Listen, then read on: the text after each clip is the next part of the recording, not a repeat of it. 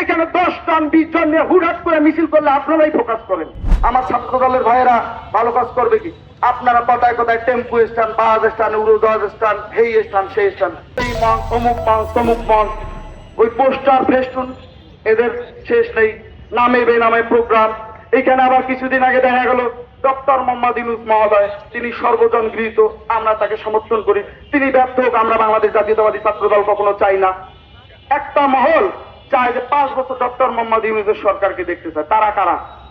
তারা এই যে মব বাহিনী, বিভিন্ন নামে বেনামে, যখন দেখে বাংলাদেশ জাতীয়তাবাদী ছাত্র দল সহ 2-1টি প্রগতিশীল ছাত্র সংগঠন সাধারণ শিক্ষার্থীদের সেন্টিমেন্টকে ধারণ করে রাজনীতি করছে এবং সাধারণ শিক্ষার্থীদের মনোজগতে প্রবেশ করে সাড়া ফেলেছে, তখন তারা সাধারণ শিক্ষার্থীদের বিপ্লব করার জন্য এই আপনাদের মাধ্যমে এখানে 10 জন 20 জন নিয়ে হুটহাট করে মিছিল করলে আপনারাই ফোকাস করেন। কিন্তু ভাই, প্রিয় ভাইরা আমার, প্রিয় মিডিয়া পড়ার ভাইরা আমার, ইলেকট্রনিক এবং প্রিন্ট মিডিয়ার ভাইরা, আপনাদের করজোরে অনুরোধ করি, 5 আগস্ট পরবর্তী সময় একটি বস্তুনিষ্ঠ সাংবাদিকতার সময় এসেছে। আপনারা বস্তুনিষ্ঠ সাংবাদিকতা করুন, আপনারা সঠিকভাবে সঠিক তথ্য যাচাই বাছাই করে আপনারা নিউজ প্রকাশ করুন। আমরা বাংলাদেশ জাতীয়তাবাদী ছাত্র দল আপনাদের সর্বোচ্চ সহযোগিতা করব। কিন্তু আপনারা যদি আমাদেরকে বিভ্রান্ত করার জন্য তথাকথিত সেই ফেসিবাদের দোসর যারা আছে, 15.5 বছরে বিভিন্ন ধরনের সাংবাদিকের সৃষ্টি হয়েছিল, এই এলিয়ে বিলিয়ে অনেককে তালকে তিল বানিয়ে গল্প বানিয়ে সারা দেশের মানুষকে বিভ্রান্ত করত। 5 আগস্ট পরবর্তী সময়ে একটি সুন্দর পরিবেশ বিরাজমান থাকার পরেও যদি আপনারা বস্তুনিষ্ঠ সাংবাদিকতা করতে না পারেন, তাহলে ভাই দেশটাকে এগিয়ে নিয়ে যাবে কারা? আপনারাই তো সমাজের দর্পণ। আপনারা আমাদের চট্টিক সমালোচনা করুন, আপনারা আমাদের পরিস্থিতি ভুল ধরিয়ে দিন, আমরা আমাদের শুধরানোর চেষ্টা করবো। আমরা ইতিমধ্যে সব সময় বলে থাকি।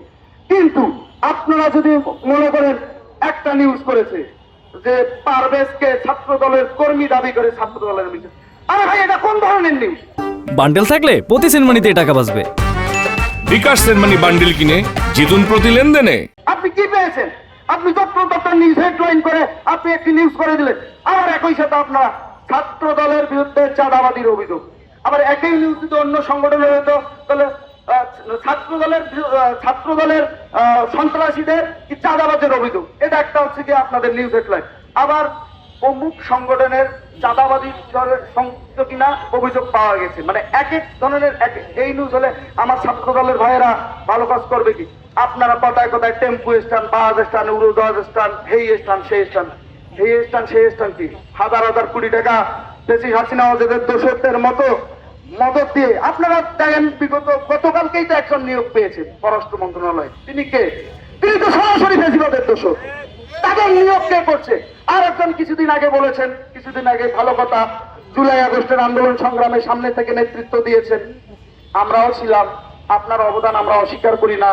আপনি নির্যাতিত নিপীড়িত হয়েছেন, আপনি খুব কম বয়সে উপদেষ্টা পরিষদের সদস্যদের গেছেন, আবার একটি নতুন দল গঠন করেছেন।